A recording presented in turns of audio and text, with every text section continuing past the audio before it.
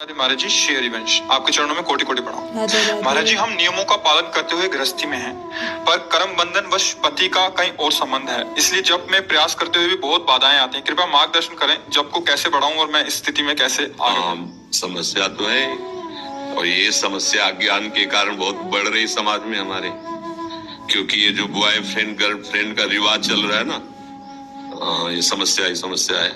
बच्चों को नजर नहीं आ रही ये बात। मान लो ये तो कामाशक्ति के कारण आगे बढ़ती है, लेकिन आज हमारे संस्कार यही डाले जा रहे हैं, जिसे आप समस्या कर वही संस्कार डाले जा रहे हैं। अब बोलो, एक लड़का कई बच्चियों से, एक बच्ची कई बच्चों से, क्या जीवन उनका होगा? क्या जीवन होगा?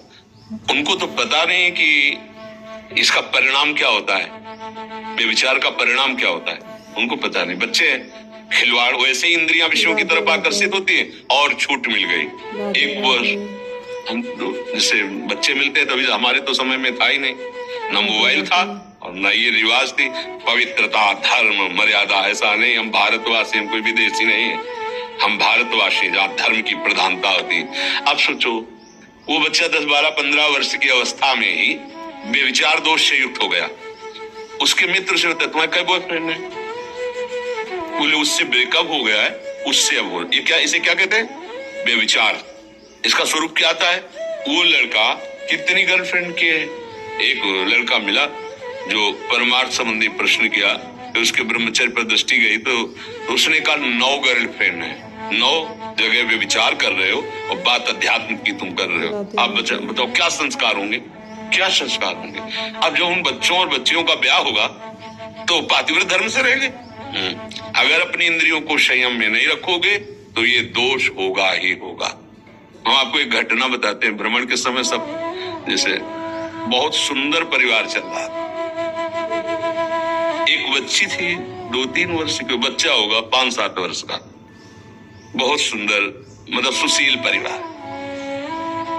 अब विष आ रहा है उनके घर। राधे राधे। पहले का बॉयफ्रेंड पत्नी का, राधे राधे। अभी तक तो प्रेम से, अब आया, दोनों मिले, क्योंकि पूर्व प्रेम था। उसका पति ड्यूटी में गए हुए आते होंगे, बोले आप कह देना हमारे कजन है, और हम भी कह देंगे कि हाँ हमारी आवश्यकता है इस शहर में, तो कहो तो हम किराए में रह लें, आपको किराया दे दें या कुछ दिनों के लिए आप। ऐसा ही नाटक किया। वो सीधा आदमी, जब पत्नी कह रही कि हमारे परिवार के हैं, हमारे भाई लगते हैं, बच्चे उनको मामा कह रहे हैं, वो झुक के पैर छू रहा कि आप हमारे बानोई हो। लगता है यार कि क्या है, अगर महीना 15 दिन के बाद से आप रह लीजिए किसी कार्य का वो बहाना बना के, ठीक। वो अर्थ ऐसा का मतलब था, एक नौकर रखता था भोजन बनाने के लिए, पत्नी को असुविधा न, इसलिए भोजन सब। पत्नी ने हल्का जहर, उससे कहा तुम किसी काम में उसको लगा दो, हल्का जहर भोजन में डाला, तो बच्चे बेहोश हो गए और वो बनाने वाला बूढ़ा बेहोश हो गया, और वो ड्यूटी जाता था। दोनों बच्चों को उठाया और थोड़ा ऊंचा पर्वत जैसा था, उससे जाके पटक दिया, दोनों बच्चे मर गए। इसके बाद लौट के आई, रिपोर्ट लिखाई कि मेरे बच्चे को ये जो मेरा काम करने वाला आदमी है ये गायब कर दिया। अब उसको जब चेतना दिलाई गई तो उसका कहा बच्चे कहाँ हैं? बहुत पिटाई। अब तो दूसरे का साहब, मुझे ये पता नहीं कि बच्चे कहाँ गए, पर ये पता है कि आज मुझे भोजन बनाने की सेवा जो थी वो नहीं दी गई और भोजन पवाया गया। इसके बाद मुझे कुछ पता, उनके दिमाग में ये बात दौड़ी कि कुछ तो गड़बड़ है। तो उन्होंने कहा कि हम तुम्हें तब तक नहीं छोड़ेंगे, नौकर से कहा, जब तक हमें पक्का तुम्हारी सफाई की बात नहीं। तो उनका साहब, हमें लगता है कि हमारे साहब को भी कुछ न कुछ खतरा हो जाएगा अगर आप सावधान नहीं रहेंगे। मुझे ऐसा लगता है कि मेरी मालकिन कुछ गड़बड़ कर रहे हैं, चाहे जितना मार डालो। हम आपको सच्ची बताते ना, मुझे बच्चों का पता है और मैं कैसे बेहोश हुआ ये मुझे पता नहीं, पर भोजन मुझे आज पवाया गया है। तो वहां लगा, हाँ। तो बोले तुम चलो, हम तुम हमारी दृष्टि में रहोगे, हम पीछे पीछे शादी वर्दी में चलेंगे, तुम घर जाओ और फिर हमें बताओ क्या है। तो वहां जाके देखा कि कुर्सी में साहब बंधे थे, जो पति थे। बस थोड़ी अगर विलंब हो जाती तो उनका भी गला घोट के मार दिया जाता। वो केवल इस बात से रो रहा था कि हमने तुम्हारे साथ क्या गलती की, तुम्हें बराबर प्यार दिया, सब सेवाएं दी, और आप हमारे साथ बचपन से गलत संस्कार है, अपनी ममता का गला घोट दिया एक वासना की पूर्ति के लिए। चाहे पति हो भाई, चाहे पत्नी हो, जो हम चिल्लाते रहते हैं कि ये गर्ल फ्रेंड हो, बॉय फ्रेंड हो, ये कौन सा रिलेशन जो चले ना नए सभी पद्धतियां तुम्हारा सर्वनाश कर देंगी। तुम्हें लगता है कि हमारा मनोरंजन हो रहा है, नहीं, बहुत जीवन जो तुम्हें मिला अमोघ। पुराने जनों के आचरणों को देखो, पवित्र कैसे माताएं बहनें पवित्र, कितनी निष्ठा, कितना भाव। आज हम लोग समझते नहीं, पत्नी चाहे जितना प्राण समर्पित कर दे, हमारा दिमाग खराब है बाहर के लिए। पति चाहे जितना दुनिया की सामग्री लाके सजा दे, नहीं, तो ये सुधार नहीं होगा, ये सुधार नहीं होने वाला, पक्का लिख लो। व्यभिचार दोष से युक्त जिसकी इंद्रियां हो गई, ये किसी तंत्र मंत्र से सुधरने वाली नहीं है। अगर आप चाहो तो सुधर सकते हो, पर अब बिगड़ेल मन है, 10 दिन सुधरोगे, 15 दिन फिर 20वें दिन वही करोगे। इसीलिए तो गुरुकुलों में भेजे जाते थे बच्चे, माताएं बहनों को बहुत सावधानी से पढ़ो लिखो, लेकिन पवित्र आचरण, हर चीज की जानकारी माता पिता रखते थे। अब किसी दूसरे कुसंग की जरूरत नहीं, मोबाइल काफी है, छोटे छोटे बच्चे इधर उधर। अब इस प्रश्न का समाधान केवल ये कि आप अपने को सुधार लो। हमारी राय में अगर वो पति बन करके आए, वो अपना बुरा आचरण करें, वो भोगेंगे। आपका जो कर्तव्य, आप अपने कर्तव्य का पालन करते हुए भजन करते रहो, तो तुम्हारा मंगल हो जाएगी। पर ये बात समझ में नहीं आएगी, लेकिन हमारे पास जो शिक्षा है वो कल्याण के लिए है। नहीं तो ये थोड़ी कि पति में विचारित तो तलाक दे दीजिए। हमारा तो जो सिद्धांत है कि धैर्य पूर्वक चलो, अपनी इंद्रियों पर शासन करो, अपने संबंधियों का भी मंगल हो, भगवान से प्रार्थना करो कि भगवान हमारे पति की बुद्धि शुद्ध कर दो।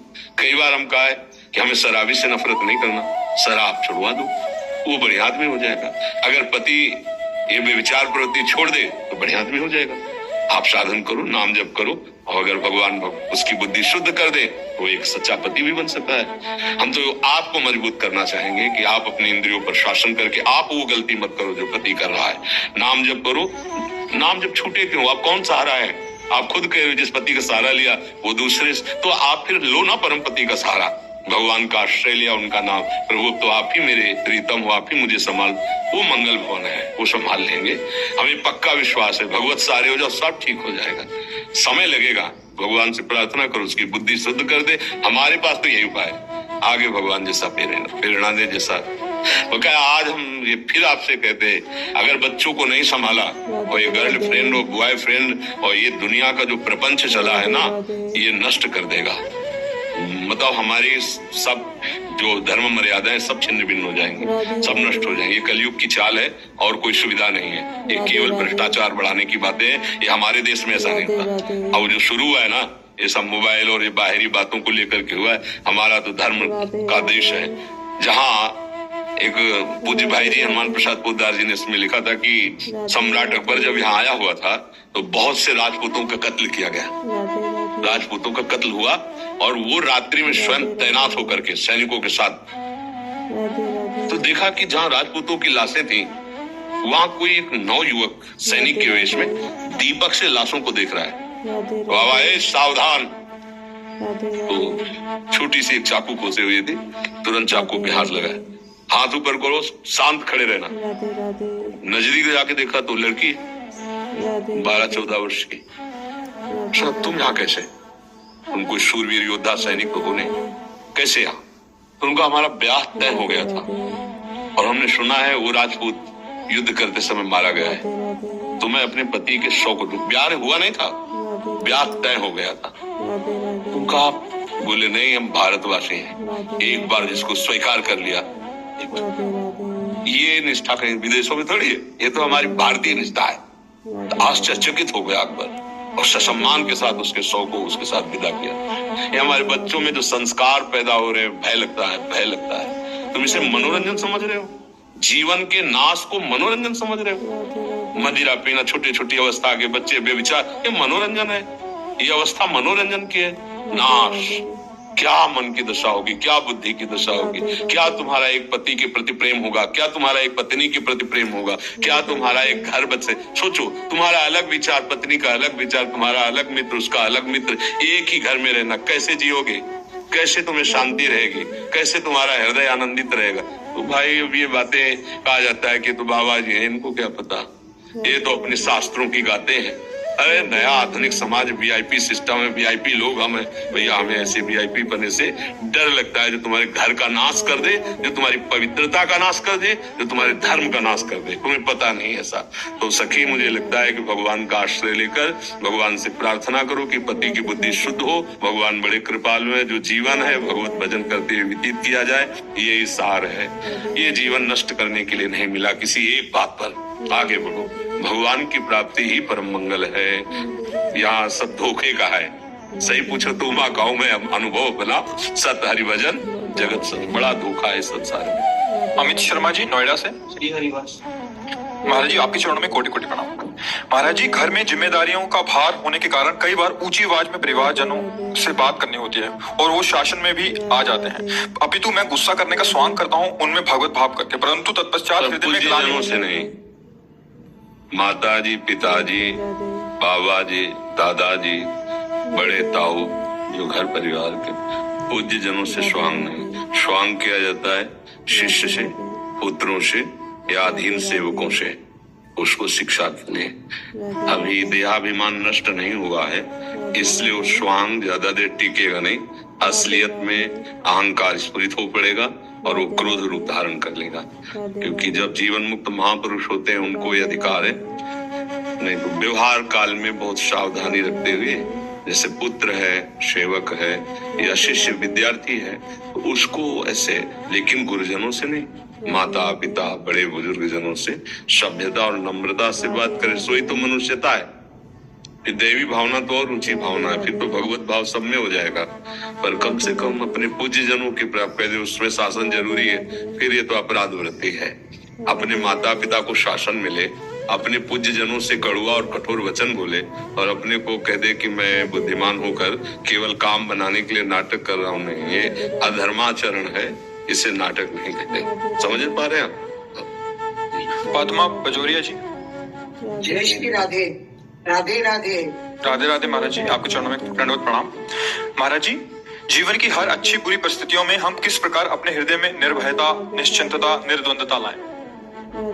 ये शरणागति का फल होता है। निर्भय, निश्चिंत, निशूक, संशय रहित, विपरीत भावना का त्याग, ये शरणागत के अंदर उतरते हैं। यदि हम भगवान की शरण में हैं, प्रभु की शरण में हैं, तो हमारे भगवान सर्वत्र हैं, सब में हैं, सब समय में हैं, सर्वशक्तिमान हैं, सबके हैं, मेरे भी हैं, सब समय में है, इस समय भी है, सर्वत्र है, यहाँ भी है, सर्वशक्तिमान है और हमें बहुत प्यार करते हैं। तो आप निर्भय हो जाओगे, फिर आपको भय नहीं लगेगा। क्योंकि ये लगेगा ना, भगवान जो मुझे बहुत प्यार करते हैं, वो सर्वशक्तिमान, वो सब कुछ ठीक कर सकते हैं, मैं क्या करना, प्रभु है ना। बिल्कुल आश्चर्य में आपको निर्भयता प्राप्त होगी यदि ये बात समझ जाए। भगवान है, यहाँ से आस्तिकता प्रारंभ होती है।